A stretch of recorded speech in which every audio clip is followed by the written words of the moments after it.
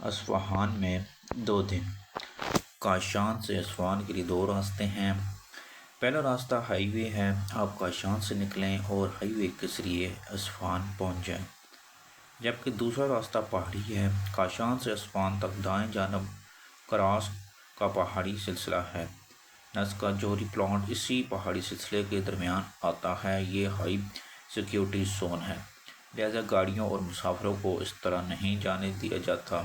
ہمارے قافلے کو خصوصی اجازت حاصل تھی، چنانچہ ہم کرکاس کی پہاڑیوں میں بھی جا سکتے ہیں۔ ہم نے اس سہولت کا فائدہ اٹھایا اور پہاڑی راستہ اختیار کرنے کا فیصلہ کیا۔ اس کی 3 وجوہات تھیں۔ پہلی وجہ نظر تھا۔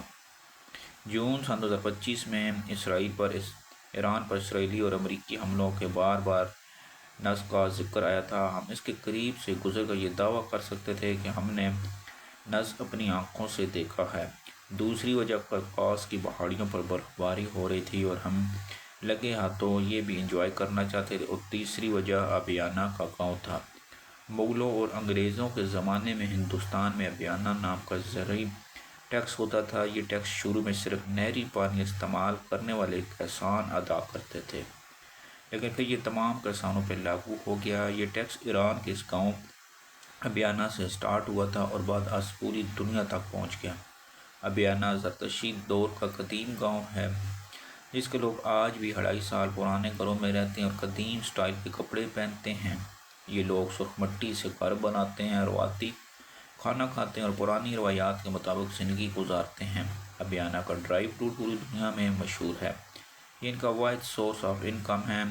ہم نسک کے قریب سے گزرے، پورا علاقہ ہائی سیکیورٹی زون تھا۔ جگہ جگہ فوجی مورچے اور اسٹیل کی فینس تھی۔ علاقہ ویران بھی تھا، نیوکلیر سائٹ کی وجہ سے وہاں آبادی نہیں تھی۔ ہم نسک سے گزرے تو شدید برف باری شروع ہو گئی۔ ابیانہ کے قریب پہنچ کر برف باری میں اضافہ ہو گیا۔ علاقے میں ایک ہی ہوٹل تھا۔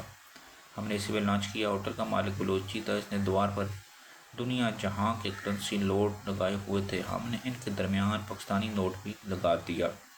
لنچ بہت اچھا اور گرم تھا۔ ریسٹورانٹ کی کھڑکیاں وادی کی طرف کھلتی تھیں۔ ان سے گرتی برف کا نظارہ اچھا لگ رہا تھا۔ ہم لنچ کے بعد ابیانہ آ گئے، لیکن شدید برف باری کی وجہ سے گاؤں نہ دیکھ سکے۔ سردیوں میں گاؤں میں صرف بزرگ رہ جاتے ہیں، باقی آبادی اصفہان شفٹ ہو جاتی ہے۔ ہم ان بزرگوں سے ملنا چاہتے تھے، گاؤں کی قدیم مسجد اور پرانے گھر بھی دیکھنا چاہتے ہیں۔ ان کے دروازوں پہ مردوں اور عورتوں کے الگ الگ کنڈے ہوتے ہیں، وہ کنڈے بجا کر دیکھنا چاہتے تھے۔ ان کے لباس بہت رنگین اور کھلے ڈھیلے ہوتے ہیں، وہ بھی دیکھنا چاہتے ہیں، لیکن درمیان میں برف باری حائل ہو گئی، لہٰذا ہم نے دور سے ابیانہ کو سلام کیا اور اصفہان کی طرف روانہ ہو گئے۔ اصفہان کاشان سے 2 گھنٹے کی ڈرائیو ہے۔ یہ شہر تنجلیقوں صفیوں کا دارالحکومت رہا، چنانچہ ہر بادشاہ نے شہر میں اپنے نقش چھوڑے۔ کسی نے پل بنائے، کسی نے مسجدیں، کسی نے مدرسے اور کسی نے باغ۔ چنانچہ یہ قدیم سلطنتوں کا میوزیم بن گیا۔ یہ سینٹرل ایشیا کا پہلا شہر تھا جس کی آبادی 10 لاکھ تک پہنچی تھی۔ اصفہانی دعویٰ کرتے ہیں کہ آج سے 500 سال تک پورے یورپ میں صفائی کا کوئی شہر نہیں تھا، لہٰذا یہ اسے نصف جہان کہتے ہیں، یعنی اگر آپ نے اصفہان دیکھ لیا تو آپ نے آدھی دنیا دیکھ لی۔ آج کل ایران کا اکنامک اور انڈسٹریل ہب ہے۔ لوہے قالین سازی کی زیادہ تر انڈسٹری اصفہان میں ہے۔ شہر قدامت اور جدت کا نمونہ ہے۔ لوگ لبرل اور خوبصورت لیکن کنجوس ہیں۔ ریسٹورنٹ اور کافی شاپس آباد رہتی ہیں۔ پورے شہر سے موسیقی کی آوازیں آتی ہیں۔ مجھے وہاں نوجوان لڑکیاں ننگے سر اور جینس میں دکھائی دی اور سگریٹ بھی پی رہی تھی۔ میں سن 2024 میں جب پہلی بار یہاں آیا تھا تو رمضان کا مہینہ تھا، لیکن اس کے باوجود کیفے اور ریسٹورانٹ کھلے تھے، لوگ اس میں کھا پی رہے تھے۔ آپ یہ جان کر حیران ہوں گے کہ ایران کے زیادہ تر شہر میں رمضان میں ریسٹورانٹ کھلے رہتے ہیں، کیونکہ ایران کی آدھی آبادی رمضان میں روزوں سے بچنے کے لیے دوسرے شہروں میں منتقل ہو جاتی ہے۔ اسلام میں مسافر روزے قضا کر سکتے ہیں، چنانچہ یہ لوگ اس سہولت کا فائدہ اٹھاتے ہیں۔ اصفہانی اجنبیوں سے میل ملاپ سے خوش ہوتے ہیں، سیاحوں کے قریب رک کر بات چیت کرتے ہیں اور گفتگو کو جان بوجھ کر طوالت دیتے ہیں۔ یہ شام کے وقت فیملی کے ساتھ باہر نکل آتے ہیں، لہٰذا آپ کو شام کے وقت آدھا اصفہان گلیوں، پارکوں، مارکیٹوں اور سڑکوں پر نظر آتا ہے۔ ہم اصفہان میں کاغ چل کے، یہ محل صفیوں کے دور میں بنا اور ہمارا شالمار جیسا تھا۔ درمیان میں پانی کا وسیع تالاب اور اس میں فوارے، اور پھر آخر میں اونچی چوکی پر محل کی عمارت۔ یہ 40 ستونوں پر کھڑا ہے، اس لیے اسے 40 ستون کہا جاتا ہے، لیکن میں نے ستون گنے تو وہ 20 نکلے، باقی 20 کہاں ہے۔ پتہ چلا اصل ستون 20 ہی ہیں، لیکن شام کے وقت جب 20 ستونوں کا عکس تالاب میں پڑتا ہے تو یہ 40 ہو جاتے ہیں۔ لوگ اسی مناسبت سے اسے چہل ستون کہتے ہیں۔ اس 2 نمبری پر میری ہنسی نکل گئی۔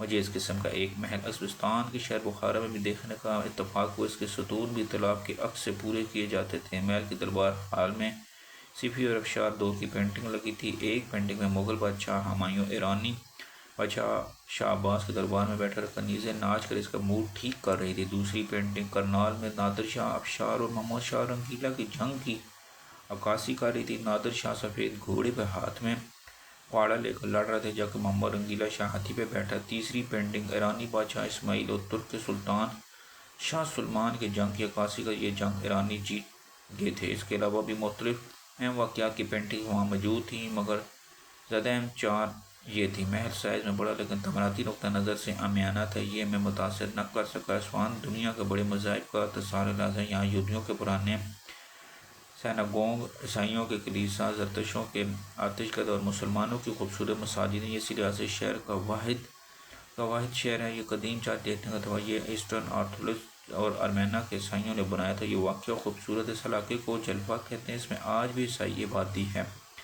چرچ کے ساتھ واکنگ سٹریٹ ہے۔ ہمیں وہاں ایک ایسے ریسٹورنٹ میں جانے کا اتفاق ہوا جس میں بریانی ایجاد ہوئی تھی۔ بریانی اصفہان کی ایجاد ہے، تاہم اصفہانی بریانی ہماری بریانی سے مختلف ہے۔ اسے ہم چاول کے ساتھ بناتے ہیں، جبکہ اصفہانی تازہ روٹی کے ٹکڑے کاٹ کر انہیں پیالے میں ڈالتے ہیں، اس پر شوربہ اور دہی ڈال کر چمچ کے ساتھ کھاتے ہیں، جبکہ دوسرے مرحلے میں روٹی میں قیمہ لپیٹ کر پیش کیا جاتا ہے۔ اصفہان کی دوسری بڑی اٹریکشن میدان امام ہے۔ یہ بہت بڑا پختہ چوکور میدان ہے جس کی چاروں سائڈوں کو بارڈر، دکانیں، مسجدیں، جبکہ درمیان میں علی کاپو کا نام محل ہے۔ یہ میدان روم کے کلوسیم کی بہت طرح اہم ہوتا ہے۔ بادشاہ جروں میں بیٹھ جاتا تھا اور میدان میں پولو اور کشتیوں کے مقابلے ہوتے تھے۔ یہ دربار عام بھی تھا اور عوامی اجتماع کا سب سے بڑا مرکز بھی۔ ہمیں پورے چکر لگانے کے لیے الیکٹرک کار پر سوار ہونا پڑا۔ یہ پیچھے کے تیامن کے بعد دنیا کا سب سے بڑا اسکوائر ہے۔ اصفہان اپنی ہینڈی کرافٹ اور قالینوں کی وجہ سے پوری دنیا میں مشہور ہے۔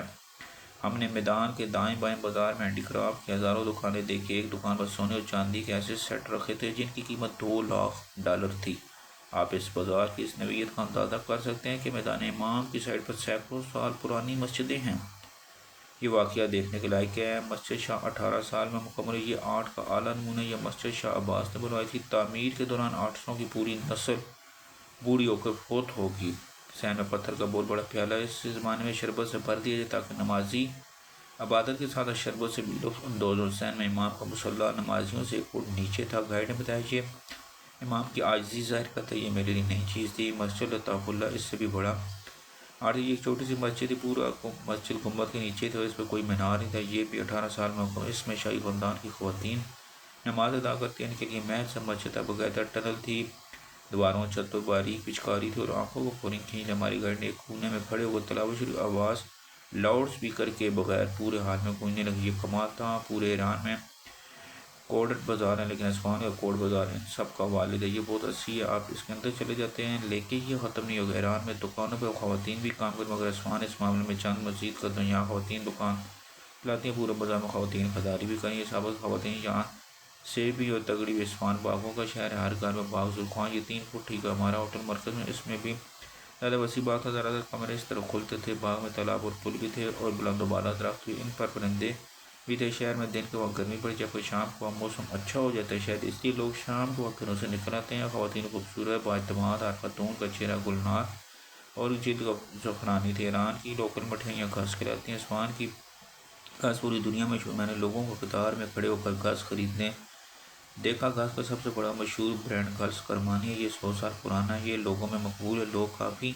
پینا پسند ہے، لہٰذا پورے شہر میں سینکڑوں کافی شاپس ہیں۔ وہاں سے ہر قسم کی کافی میں لوگ مذہبی پابندیوں کو پسند نہیں، شاید اس لیے وہاں 4-5 مذاہب کے لوگ رہتے ہیں اور کبھی مذہبی فساد نہیں ہوا۔ ہم دوسرے دن اصفہان کا مشہور پل دیکھنے۔ یہ پل 33 ستونوں پہ کھڑا۔ یہ مناسب سے 33 کا رہتا ہے۔ عباسی اول نے 1602 میں بنایا۔ اس میں سرخ اونٹیں استعمال ہوئی ہیں۔ یہ اپنے زمانے کا تعمیراتی شاہکار تھا۔ پوری دنیا سے لوگ اسے دیکھنے ہیں، لیکن اب آبی بندوبست کے پلوں کے نیچے دریا سوکھ چکے۔ لوگ دریا کے درمیان کرکٹ کے تاہم اس میں سال میں 3 مرتبہ پانی سے دیکھنے کے پورا شہر جمع ہو جاتا ہے۔